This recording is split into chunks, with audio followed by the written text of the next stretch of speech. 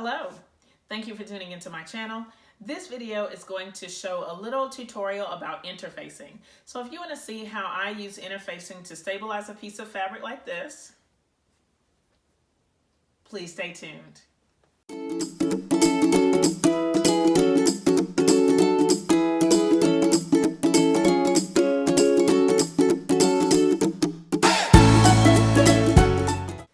I've gotten a few questions recently about interfacing and how to apply it to make sure that it stays secure to your fabric when you're stitching. So I wanted to do a little quick video to kind of just show my process for this.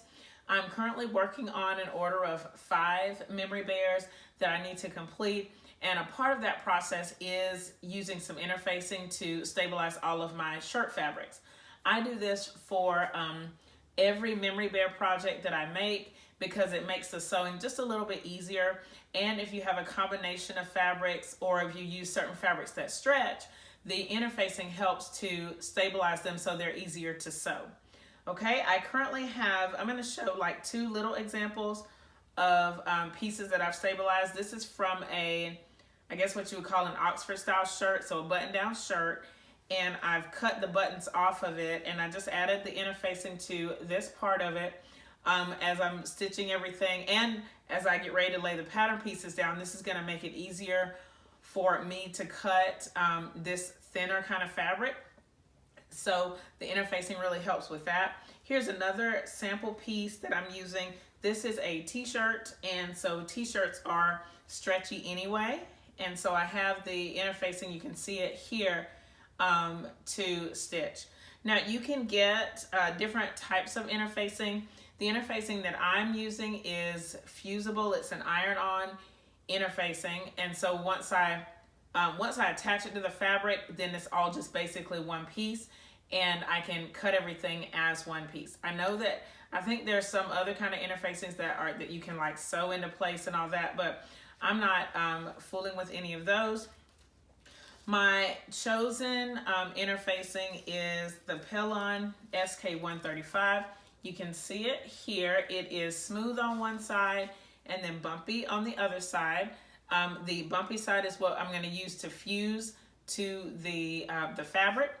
And when I get the Pelon, I actually buy this by the bolt because I'm using so much to make my bears and to make memory pillows.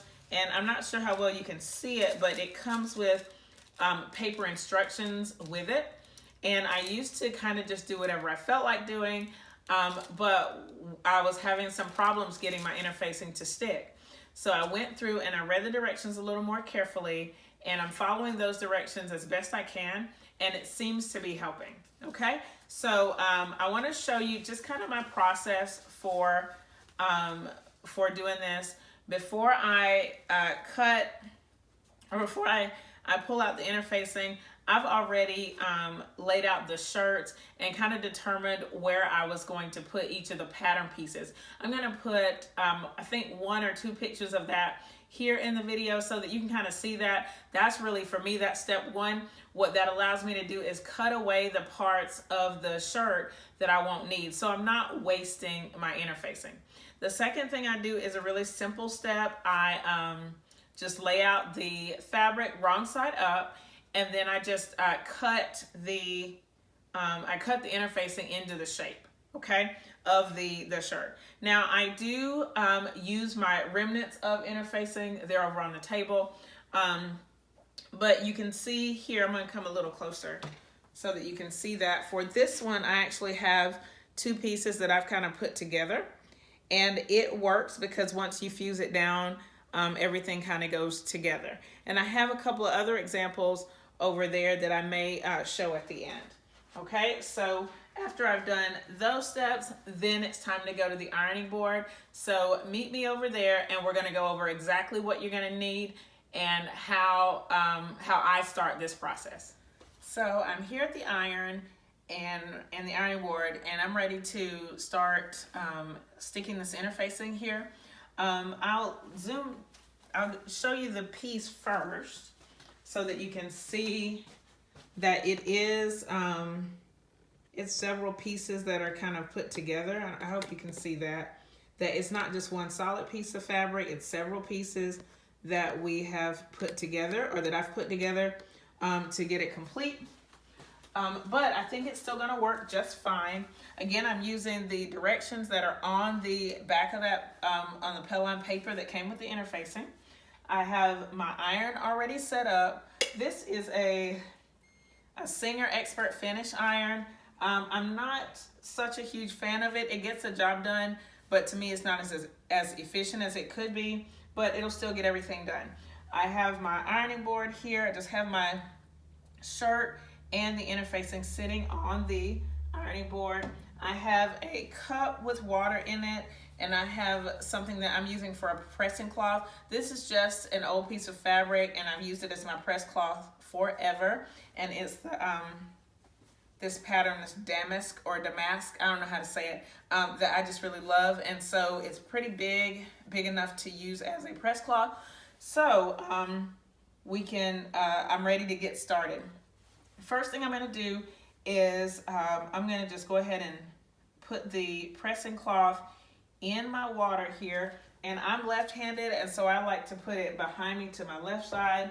And because I need to get back to the fabric. I'm gonna zoom in a little bit, back like we were before, so that you can see exactly what I'm doing. I may try to get a little bit closer so that you can hopefully really see. Move my light in. Just so you can kind of get a real glimpse at what's happening here.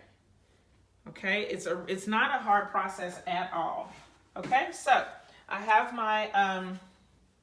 my press cloth soaking in the water, and I have my interfacing with the bumpy side down, because that's where the glue is that's going to hold everything together.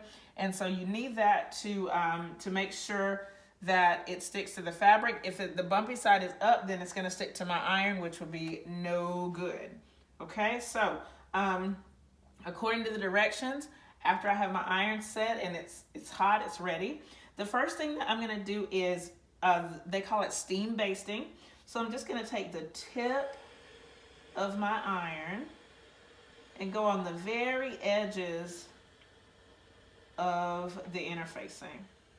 And if you're looking from this angle, I'm not sure how well you guys can see it on the camera, but I can see the edges sticking down on the fabric. And that's exactly what I want. I'm using the tip, and I also use the side of my iron so that it can go a little faster and cover a little more space. All right, and then I'm gonna do that all the way around.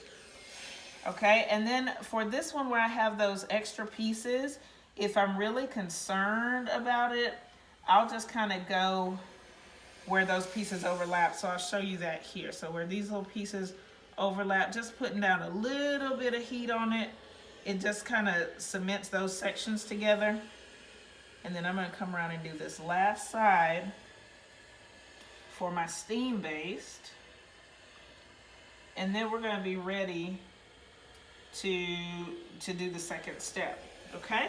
Now, I hope that you can see that the edges are pretty well stuck. And so now I need to go back and do the inside of this interfacing. So what I'm going to do is I'm going to take my my pressing cloth. I'm going to wring it out best I can, and usually for me it takes a couple rings.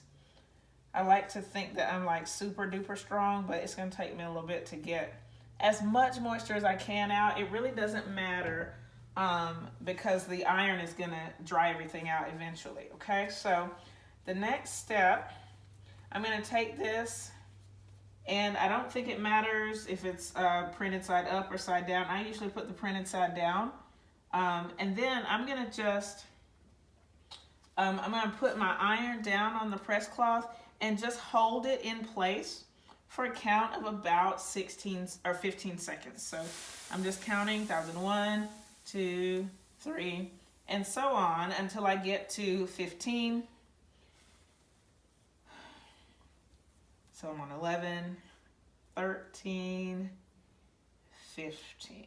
All right, and then I'm just gonna lift it up, and I can see that that little section is dry-ish, and so I go on to the next section. And that's what I like about having the pressing cloth, is that I can kind of tell what sections I've done and what I haven't.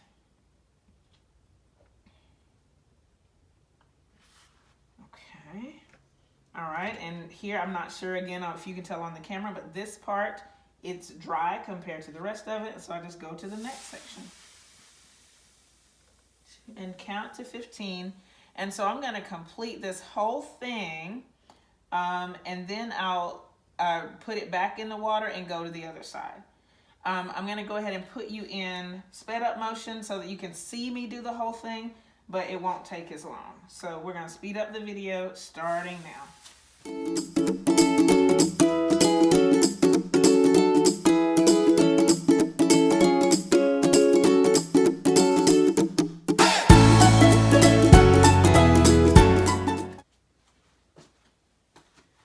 I finished the first side here, and I moved the camera so hopefully you can see the difference between the side that I've already done. The interfacing is pretty secure, and then this side it still has some ridges because it's not quite secure yet. So I'm going to go ahead and do the other side, and then I'll show you what the whole thing looks like in just a minute.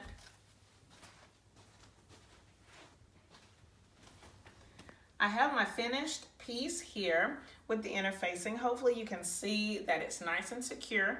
If I wanted to, if I felt like it wasn't as secure as I would like it to be, I might flip the piece over, and then just iron it from this side just to make sure. But I'm confident that it is pretty good. Hopefully you can see that it's very secure. I am going to put it across on the other side of the room so that it can dry a little bit more before I get ready to put some pins in it and attach the pattern pieces. I have another shirt piece here. This is the back of a shirt that I'm currently working on. I have about this much of the interfacing secure, but maybe you can see on this side that there are some parts that are not as secure as we would like. So I just have to go back and finish these parts. I did steam baste it around the edge, but I haven't secured the center part yet of that.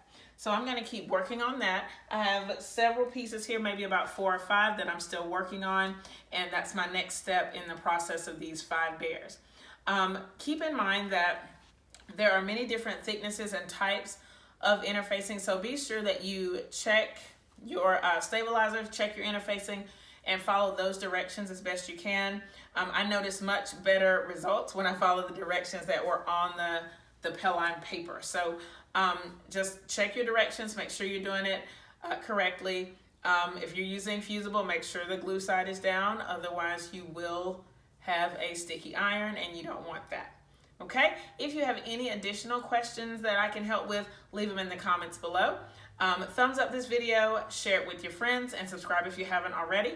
Thank you so much for watching, and I'll see you next time. Bye!